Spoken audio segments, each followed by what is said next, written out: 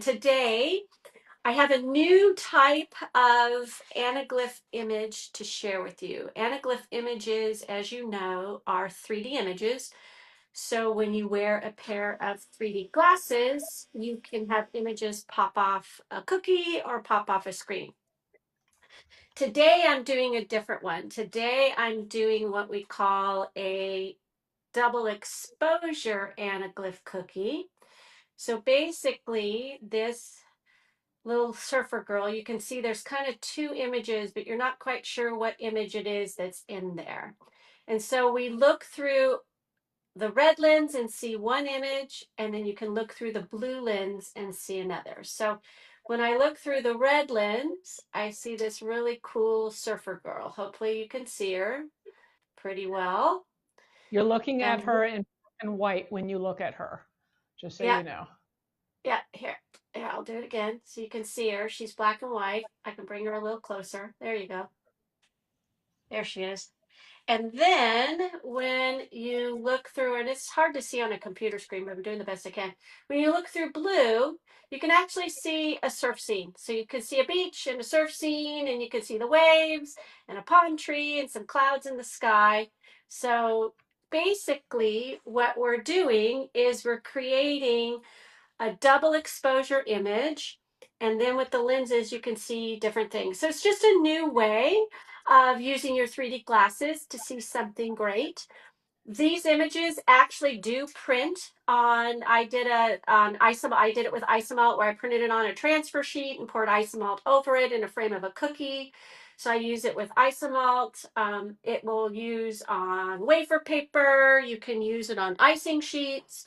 So these images will print really well on anything. And Deb is right. It is much better in person. And it's really wild. So I'm going to show you today how to use Procreate to create these types of images. So I'm going to show you very simple step to create these images. And then talk a little bit about how I made the cutter. And then we're actually going to move to printing the image together. And then I'm going to show you different ways to package the cookie, just different ways to include it for packaging. So I'm going to have Stacy turn me over to my other camera so we can see. There she is. All right, there we are. There we be. So this is Procreate. Procreate is an amazing program. I know Rachel talked through a lot in a previous live on how to use Procreate. I use Procreate for most of my designing because it's I feel like I have more control with it. So I use an Apple Pencil, which gives me even more control. So obviously I have a blank screen. I always work with a square image just because I like to work with squares. But basically what I'm going to do is I'm going to start by first importing the little girl. So I'm going to go to my images first. And you want to make sure when you're importing your main image, this is my main image, you want to make sure that, and I'm going to, Alexa, turn off office lights. Does that help with the glare? There we go. All right. I have everything organized here. All right. So basically on an iPad, if I hold this image, I can copy it and I can isolate it off the background and I can actually make it a sticker.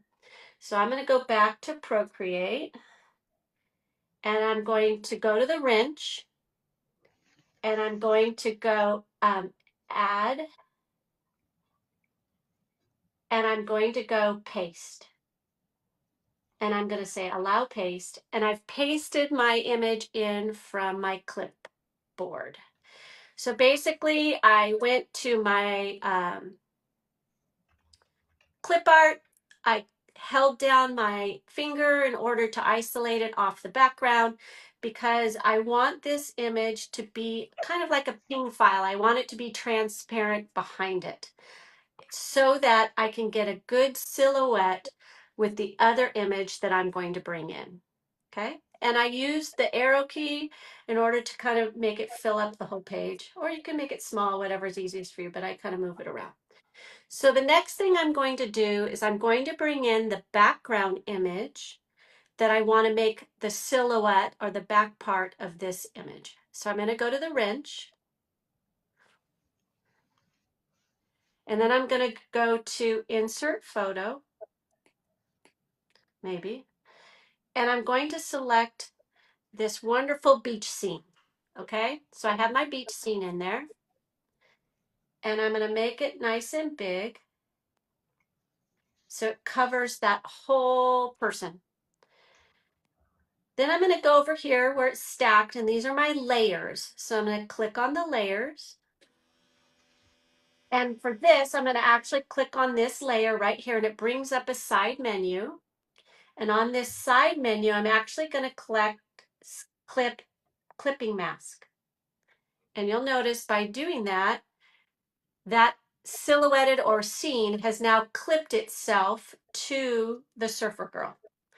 And I can move it around and make it bigger and move stuff around so that I get inside the girl what I want to show. So I can kind of move it around, see how it completely moves around. And I can look at different parts of the image that I think will look right. But I really want more of the coastline. I want more of this wave and the beach and the clouds. So I'm going to use more of that than the actual palm trees. But if I wanted to do palm trees, I could do that. But I'm going to do this because she's surfing. So I want to show more of the ocean.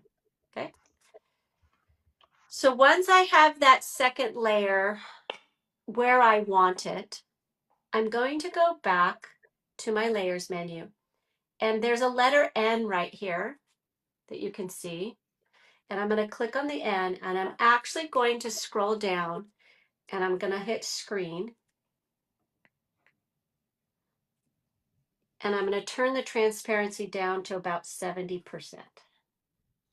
And the reason I'm turning the transparency down, it just helps when you're creating, and you can, there we go. So I can still sort of see her through that image. I can still see that. And so I have it where I want it to be. I have my transparency set, it's screened. And the reason I have to do screen is I have to be able to see these two images in order to create that anaglyph effect.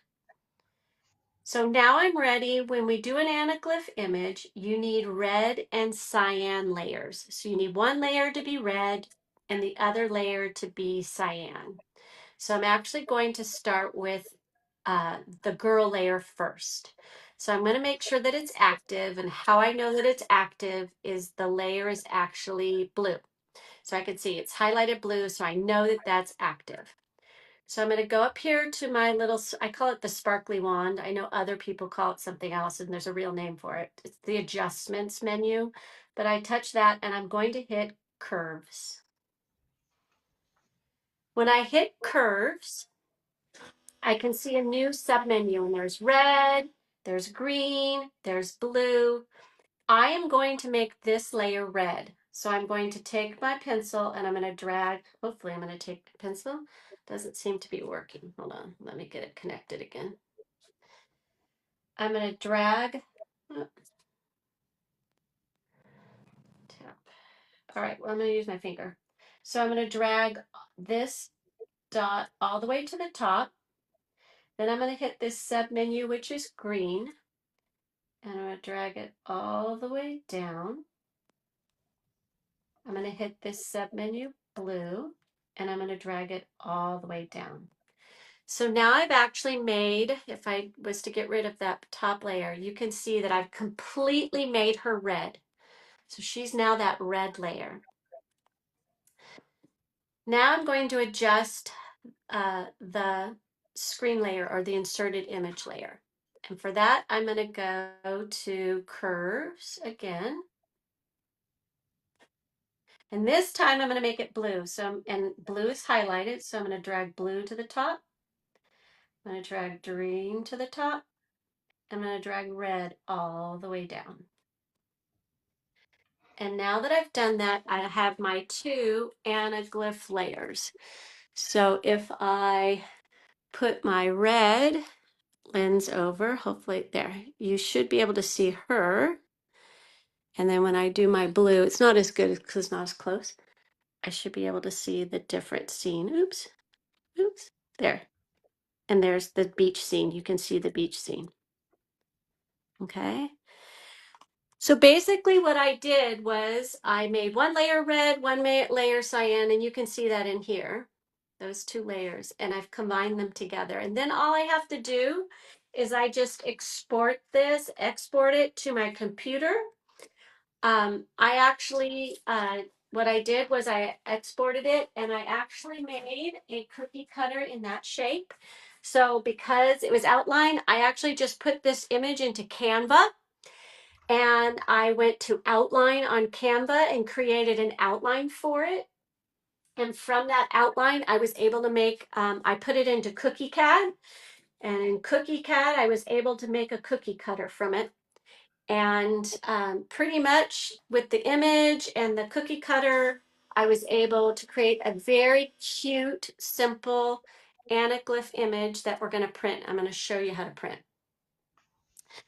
Now, I know a lot of people often ask, hey, how do I know about saturations? How do I know about how it's going to show? Because I can make an image, and I'm going to move this out of the way for a minute.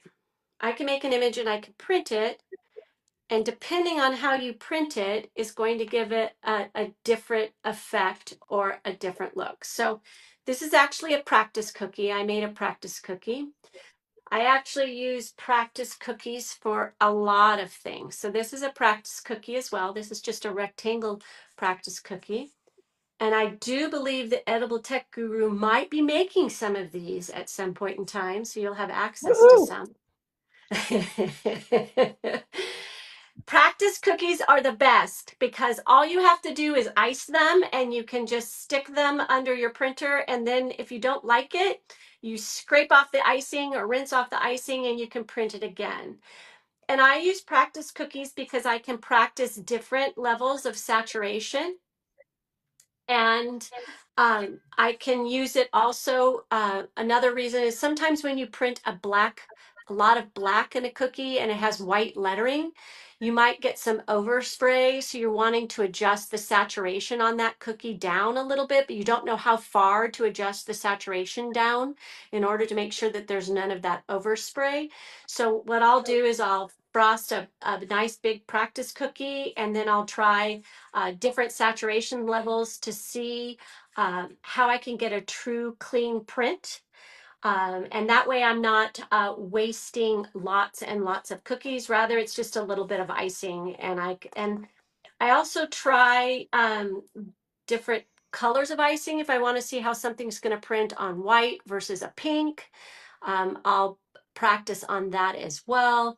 It's a very nice, easy, quick way to fine tune your prints so that you know exactly what saturation you should be using. And when it comes to these types of images, when you're going to print them on your blue, you're going to want to work on that adjustments because when you print on the cookie and you look at it, and like I said, it's hard to see with this so through digitally, but when you look at it, and hopefully I can do this again.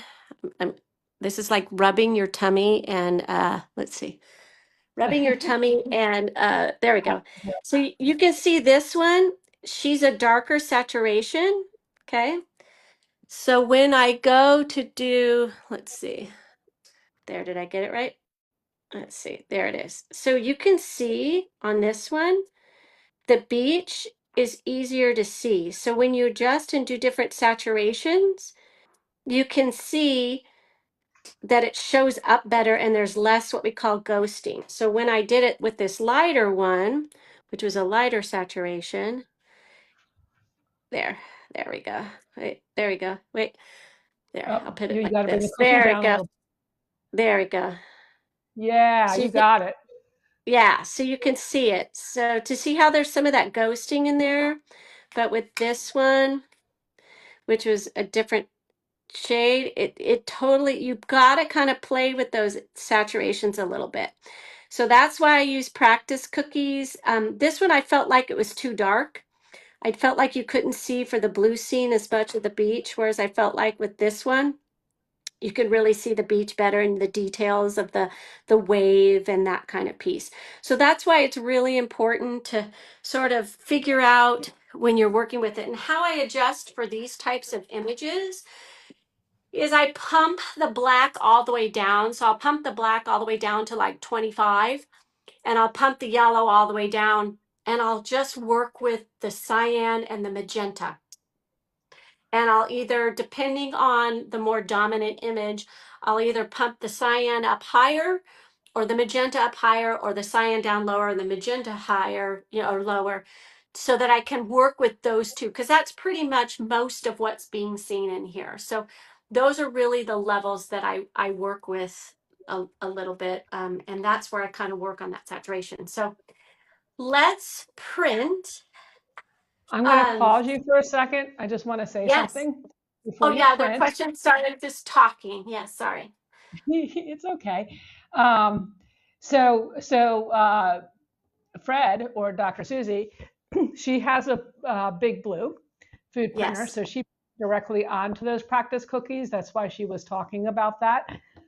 um, you can do the same with an edible paper printer, but in order to really see the colors, you're going to need to use edible paper to print on, because when you are using an edible paper printer, it is calibrated, at least for the icing images inks, they're calibrated to work with our icing sheets.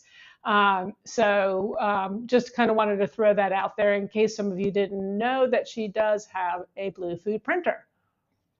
I also do have a Canon Icing Images edible paper printer, so I do print on that too. But I do mostly use my Big Blue. So let's move to the Big Blue. Let's talk a little bit about it. So I love my Big Blue printer. I'm going to take us on a little journey right now. I'm going to make you all sick as I go here. There it is. There she is. There be my There she Cindy Lou. blows. There she blows. So that's my Cindy Lou Blue. She is amazing. Um, I use her for so many different things. One of the great things about my blue is I can print multiple images at the same time, different sizes at the same time.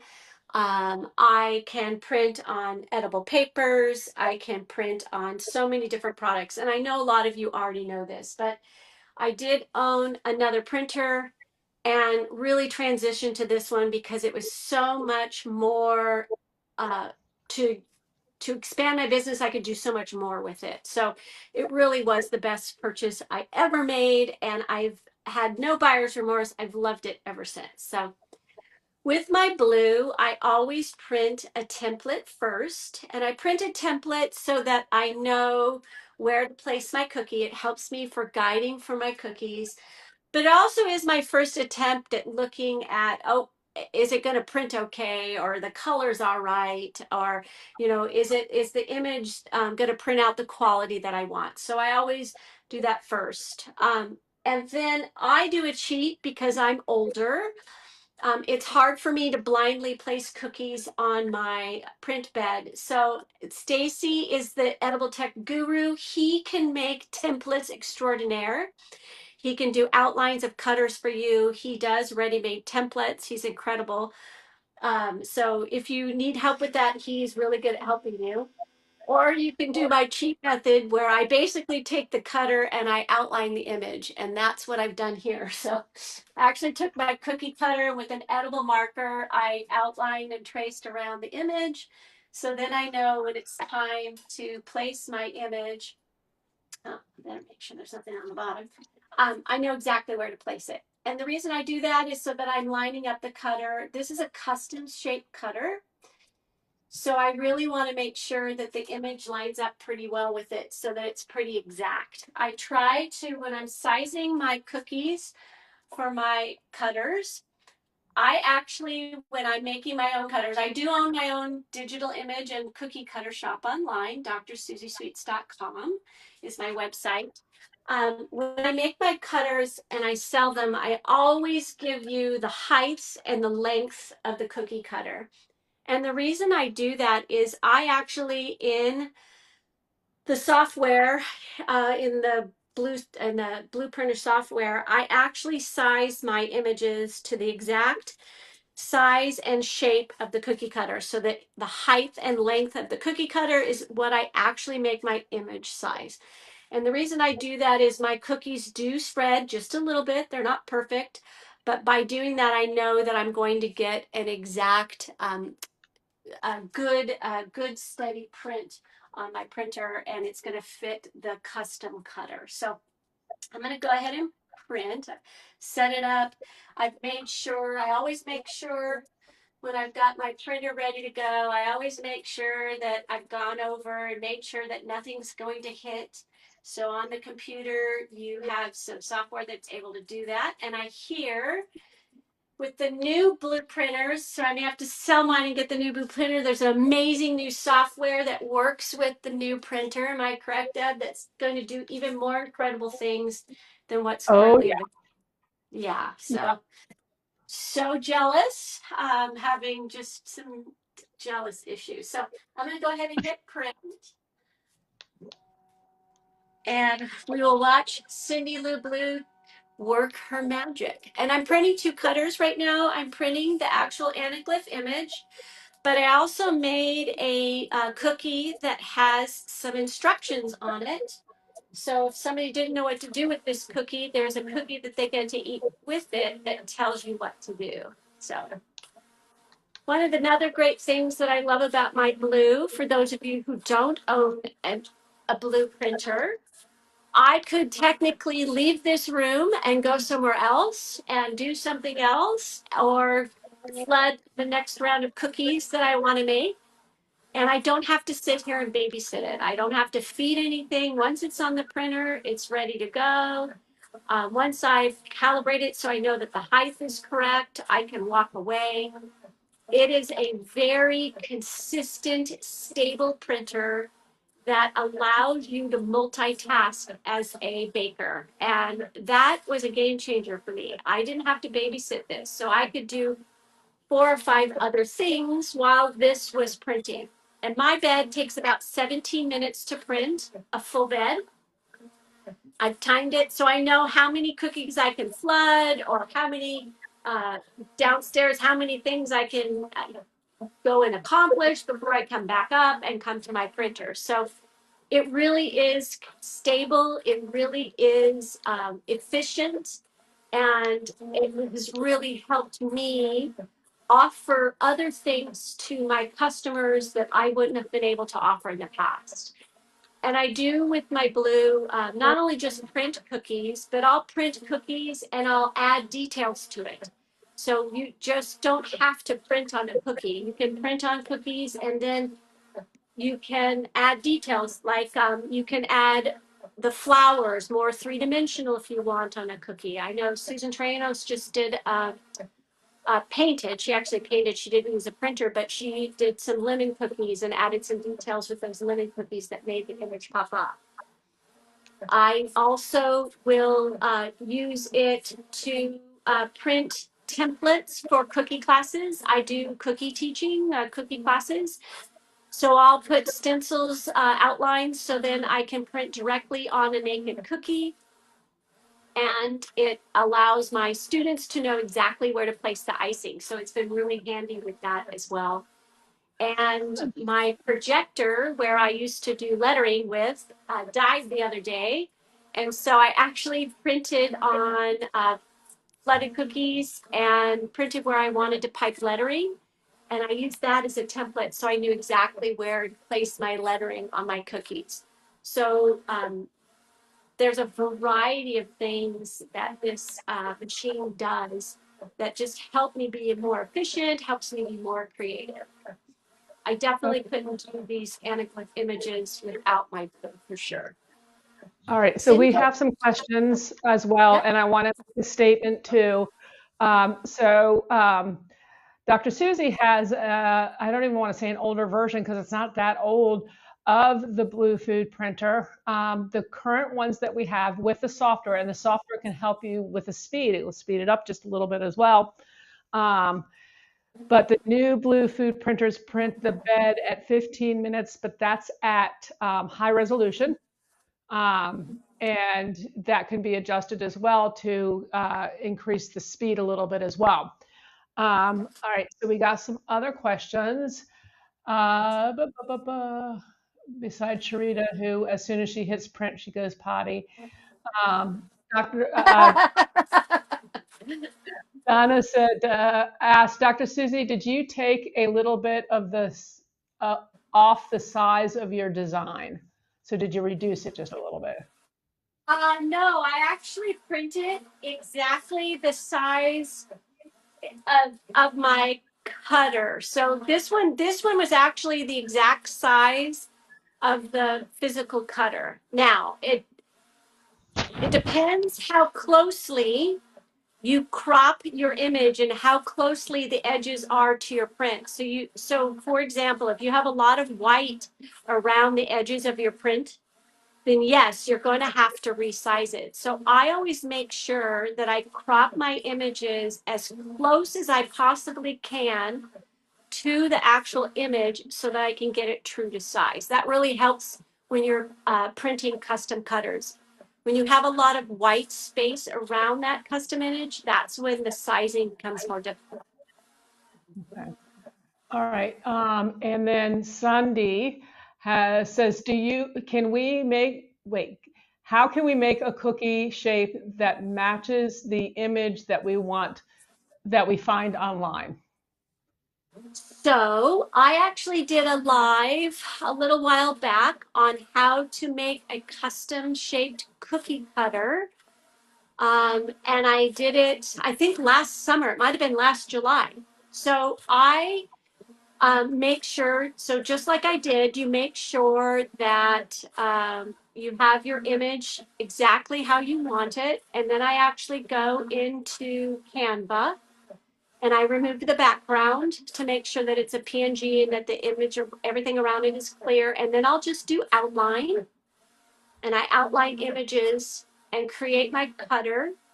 And then go into Cookie CAD, which is an online software. So I can actually run you through that after I show some packaging. So if we still have some time left, I can run you through that real quick. So we can do that together. Yep. Okay, let's see. Kathy Lorenzo is finally joining. So I guess she is safe, which is good. Yes. Kathy Kugat, if I may have pronounced that wrong, wants to know how long it takes for the ink to dry. So it doesn't take very long. When I do a when I do a can you hear me? When I do a cookie, I will print it. I will print it and then I will actually put it under a fan for 24 hours. So I'll actually dry my cookies for 24 hours. Hey, And then the Fred, next day, can you hear me? Fred, I can hear you, but Yeah. we can't see you anymore. Your screen is black, so Okay. you may have to pop off and Okay. pop back on, I'm guessing. That's it. Stacy, oh wait, there, Uh, no, back, you're it's back, back. I'm back. you're Yeah. back. I Okay, shared an image to the wrong device. That was my fault. I shared an image to the wrong device. Um, gotcha. so sorry. So It's okay. I I will let it dry for 24 hours under a fan. I have a tower fan, so you can see the sizing on this is really good. It's really close to the edges of the cutter. It prints really, really clear. I mean, if you could see, you could actually really see the details in the sand. You can see the details in the foam of the wave. The printer just does an excellent job of capturing details and really printing nicely. And so Yeah. this one, yeah, and then I also made for you guys in the food folder too. This is a cute little cookie. Surfs up, look through the red lens to catch one beachy vibe, peek through the blue for a whole new scene, double the fun all in one cute cookie. So this is actually a cookie that I would include with, there you go, that I would include in a set when I'm packaging, and I'll show you some packaging tips.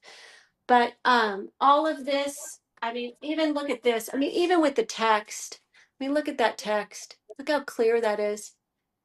I mean, it's just crisp. It's just such a beautiful printer. So, And we have more questions, by the way, just so you know. okay, I Um, like questions. I'll take them. Here, I'm going to bring did us we away from the break.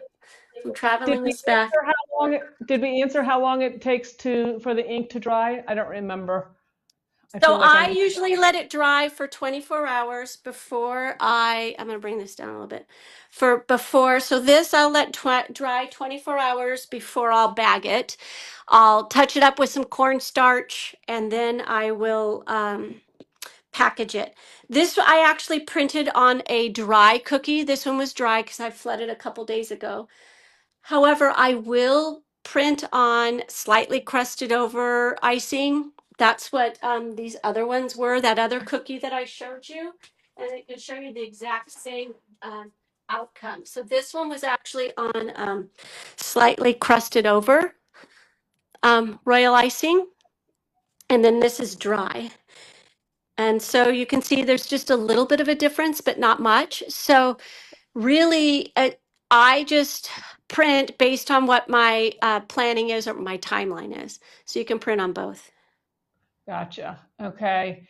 And a lot of that is also going to depend on your recipe, on your environment. So while she gives her recommendations, it's based on her recipes and her environment, where what her climate is like. So there's a lot of variables. You can use it as a guide, but not as an exact science. And Exactly. then hold on. Donald wants to know, can you share an easy way to resize the image in Canva or Procreate? And we can jump to that. Let me get the other, I'm going to just throw that in your head so you can bring it in whenever you want to. Sunday said, do we need a 3D printer to create the custom cookie cutter, correct? So I do use my 3D printer. I have a Bamboo Lab P1P, and yes, I do print my own cutters. And so you would need a 3D printer to print your STL file. Yes, unless you Yeah. want to order it from my shop, and then Stacy can print it for you. Just kidding.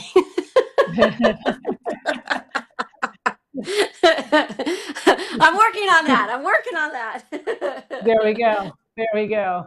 All right, we have Sue wanted to know if you have an overhead fan when you leave it on for the 24 hours. She's always afraid of the cookie edges drying out. Sure. So I'll show you. Let me move my setup so you can see what I do. I'll actually this is the great thing about using a phone. All right, so this is actually my setup. So you can see I have a speed rack and I have lots and lots of trays. And basically what I do is I put a tower fan in front of it and then I'll actually put the plastic over the back of the tower fan. Right now I've got it set up with my piece to film the big blue, but I'll actually use it just like that. And I'll put the plastic over the back of the fan and I'll stick it into that overnight. And that's exactly how I do it.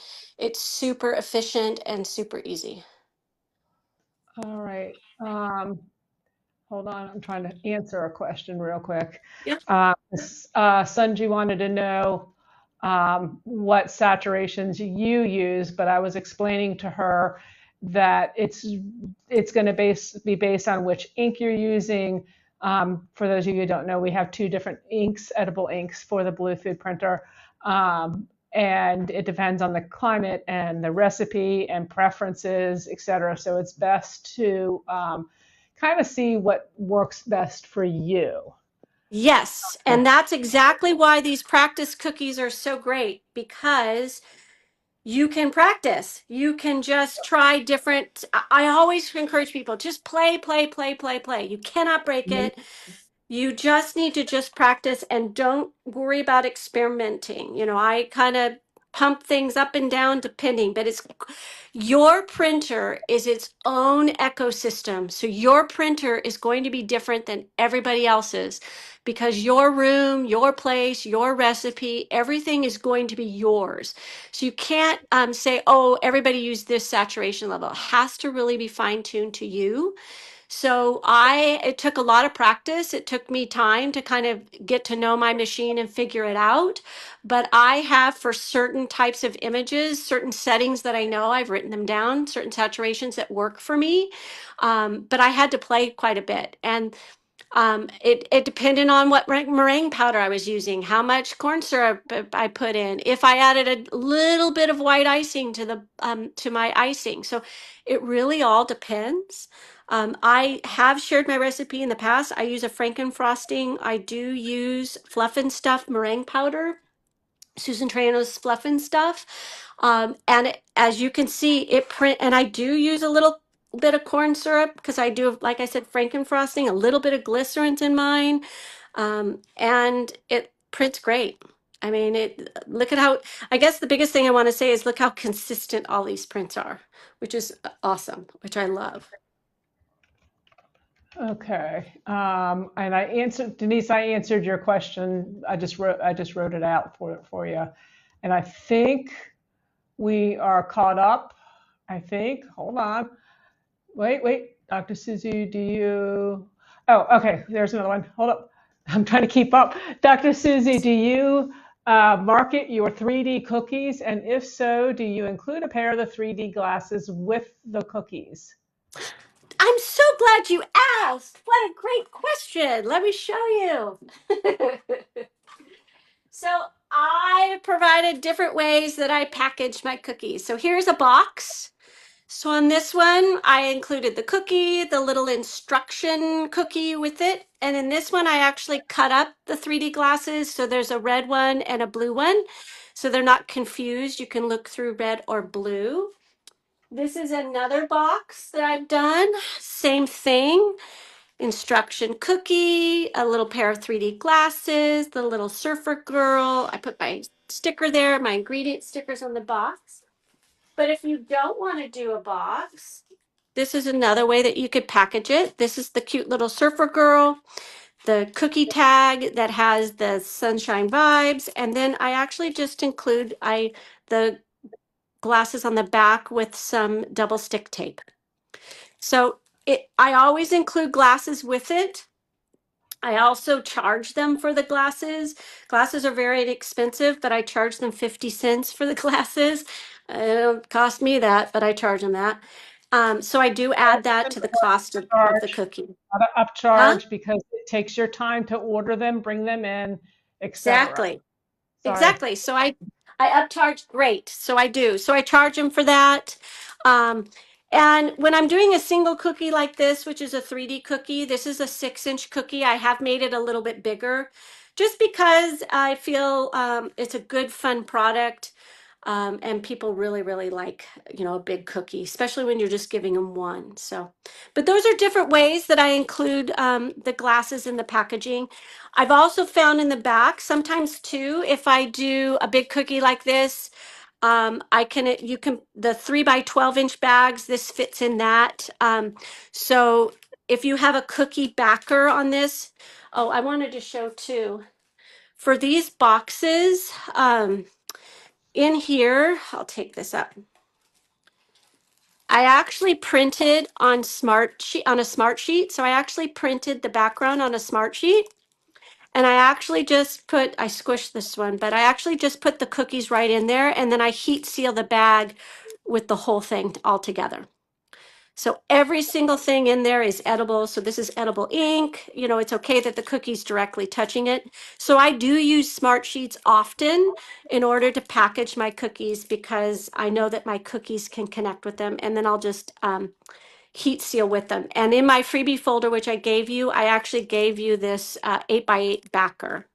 So that's included for you as part of your freebie stuff. And then it's really easy to place in an 8 by 8 inch box. I did the same thing here on this one. I just increased the size of the image to fit a larger smart sheet, and I cut it out in the middle so that it would fit. So Yeah, anyway, so the back. you're using the smart sheets, your backers are now completely edible. I just want, Sharita pointed that out. I know you said it, but I wanted to restate that as well. Yeah, Um, yeah. And Sunday had another question. How much usually are you selling the 3D 6-inch cookie with the glasses for? Now, again, this is going to vary based on your location. And so you can only use this as a guide because you'll see huge variances depending on where you live. Yeah, I actually charge $10 for this. So, Okay. and people pay it, but other people will charge more or less. So, Yep. but it's got a Yep. lot with it. It's got ribbon, it's got a bag, it's got a tag, it's got the glasses. But Oh, I think again, it's worth it. I'm cheap. I'm cheaper. I'm on the cheaper end of things, but I also sell a lot to people who are teachers and nurses and things. So my market is a little bit less. Now, I do vary it depending on your zip code. No, I'm kidding.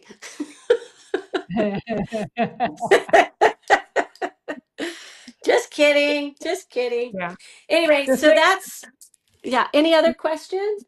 Yeah, just make sure that when you're pricing things, you're taking into consideration the time that you are putting into it and the investment in the materials that are used to create that cookie. People overlook that thing. So I always like to say that because most people undercharge. So And this would be more. So these would be more. I would probably charge 15 for these because this is a whole lot more. Now, notice it's the same stuff, but it's a bigger box. It's a box itself. It's got another cookie with it, 17 maybe. So depending on, and a flour. So it really just depends, but you've got to factor all of that in. One thing that I did, which was really helpful, is I took all of my ingredients, all of my packaging materials, all of my stuff, and I put the cost of everything into Chat GPT and how long it takes me to do a set. And then I kind of had Chat GPT, knowing my area and who my customer was, gave me some suggestions for pricing. So that's just another way that you can probably use some AI if you want. Just if you don't even know where to start, that's a fun way to start. that's a great idea too, because and you can put it in and even go down to the city that you live in or the zip code, I would say, and play around with it a little bit to find the best range. Yeah. Um, Well, and the other thing I did too was I actually put in my recipes and how much it cost for the raw ingredients for that recipe and how much the pounds and everything. And it actually helped me calculate how much it actually costs me to make a cookie or icing or something like that. So you can do some of that stuff with AI as well. It'll help you kind of fine tune some of your stuff. and Sharita did point out that learning to cost out your products and cost is very helpful to deciding your price. So please don't forget your time and the investment in the things that you make. Your tools, that's part of the cost of what you are billing for. So keep that in mind. Yeah, So very much so. Very much uh, so. yeah, and Sue said Amazon has some good Prime Day deals on packaging as well. So So I, yeah, go ahead. let's, I was going to say, someone's asking me. I'm going to upload a file. I'm sorry, keep talking. Who was someone else had a question? Sorry. No, they're talking about the different prices based on where they're at, but I think I got all the questions. If I didn't, ask again because you guys are shooting those questions out fast, and I really appreciate that. Um, let's see. I'm so making. Oh, Kelly said she's making a bake diary, um, and waiting for a new program to open for beta testing. Got it. Nice. All right. So someone was asking me, I can do this real quick if you want. Someone was asking, how do I make a cookie cutter from this? If they want. So I actually have Canva on my iPad. I'm one of those people that uses it in multi places. So I actually saved that image and I'm going to pull down a little bit so you can actually see it better. So I'm going to come down a little bit. So this is Canva. So I actually uploaded this image. So I'm just going to add it to my screen. So basically I have her. And the first thing I do whenever I import an image is I actually do the background remover because I want it isolated because I want to create what I call an outline. So once I do that, is I go to edit, hopefully.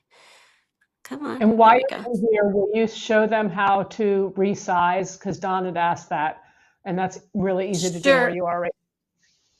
So whenever, just so you know, Don, when you're looking at images, I always, when I use Canva, I always use a 5 by 5 inch square. That's like my base for my cutters. And when you look at sizing here, just so you know, it kind of tells you the height of things. But the problem is it's going to tell you the height of the whole square. You know what I mean? The whole image. So I don't size as much in Canva. I actually size more in Procreate. But you can make your image a certain size, and then Deb would be better at telling you how to size in Canva than I would. I'm not an expert at that. I use Yeah. Procreate and I do a lot in Photoshop. So So for just to do that really easy, I think when you remove the background, if you click on the image itself and then go to position, you can resize it in there as well. yeah, there it is. There it is. So when I hit position, there's your width and height right there. And you can lock the ratio, you can unlock the ratio. So So I would just play with it and see what happens. I do my sizing. I do my sizing by pixels in Procreate, and I know how many pixels I need for certain images. And then I when I directly export it out, it's exactly that size. And then I'll actually crop it in. I do a lot with Photoshop, so I kind of double process some things. But Yeah. like I said, so we're go ahead. Donna Armstrong says, so you don't size in Cookie CAD? I mean, we just jumped in to resize here because that question was asked Yeah. before. I want to make Yeah, sure I'll we. show you what I'm going to do right now. So I'm going to create an outline. So basically I've imported an image and I'm going to create an outline. So you can see here if I create this outline, there's a lot of funky little cuts here that are going to be a problem. So I always kind of increase my size and I keep going and I keep going and I keep going until I know that when I create a cutter, so you can see right now that the edges on this are going to be pretty round. So if I create a cutter from this, it's going to be pretty simple for me, and there's not going to be a lot of small spaces where cookie dough is going to get cut. If I had done this the first round and it hadn't had worked, say it had too many small spaces, I would have exported it out as a transparent image and brought it back in and did another outline. But this looks pretty good. So I'm going to go ahead and save this. Maybe it's downloading it for me. And then now you can see, there it is. There's my image. So this is my outline that I'm going to start with. I know that my image is going to fit on my custom cookie cutter because this is my custom cookie cutter. And then I'm going to go to a program called Cookie CAD. By the way, this is my pixel into inches converter, just so you know. That's how I know how to work with pixels and inches. So I'm going to go to Cookie CAD, hopefully. CAD, oops. Wasn't expecting this, so I wasn't ready. Let's see. Let me go to my bookmarks. Hold on. This will be better. Sorry, I wasn't ready for this. You guys did something. You guys caught me off guard. All right, there's Cookie CAD. All right, so let's upload a new image. So I upload a new image, and I'm going to get my image from my photo library, and I'm going to add it in. Okay. And when I add it in, dun, dun, dun, dun, it's going to get that outline and it's going to create this really cool outline of my cookie cutter. And there's all sorts of settings. I actually have a profile. I'm going to log in. I could, but I'm not going to. But basically here, I have it sizing in inches and I can change the size of my cutter to whatever size that I want. All right. And down here, you can change the size of your blades, the size of your handle. You can make the handle shape round as opposed to, which you can see it's more of a rounded edge as opposed to square, or they have a chamfer edge, which is a different type of edge. You can kind of see it's a little different. Here, there's the This is rectangular, and then this is the round edge, so you can kind of see the difference. Basically, this is a great program. I actually subscribe to it, so there's a lot of good features when you subscribe to it. You can actually, when you subscribe to it, you can do different types of cutters. You can do imprint cutters. By the way, you can make practice cookies in here, just so you know. There's different things that you can do when you have premium. But basically, I would create that cutter in there, and then I would download it as an STL file, and then I would send it to my 3D printer. Then I would slice it in my slicing software, and I would print my 3D cutter. And Cookie Cat is actually a free program. It doesn't cost anything at all. It doesn't cost to use it. It's completely free. But there are some other features, like you can save some of your images in there. I'm trying to get, you can save other features in there. It allows you to save your own custom settings. So here's my cutter that I created. So I actually label all my cutters. That's another thing that I do. And then you can see I have my own settings. So I have my own settings for blades, my own settings for rounded handles. It's a good sturdy cutter. So because I purchase a subscription, I'm able to save my own settings. And so every time I go into Cookie CAD, I can use my own custom settings. However, if you remember what your custom settings are, anytime you go into Cookie CAD for free, you could just manually input those settings as well. So you don't have to pay for it, but you can. And all of this filament I'm using is actually Cookie CAD filament. I actually buy my filament for them, and they have lots of different. I just wait till one's on sale and I buy the color that's on sale, is what I do. And I'm glad, Tarita, we brought you to the dark side and you have an iPad. So good for you. Good for you.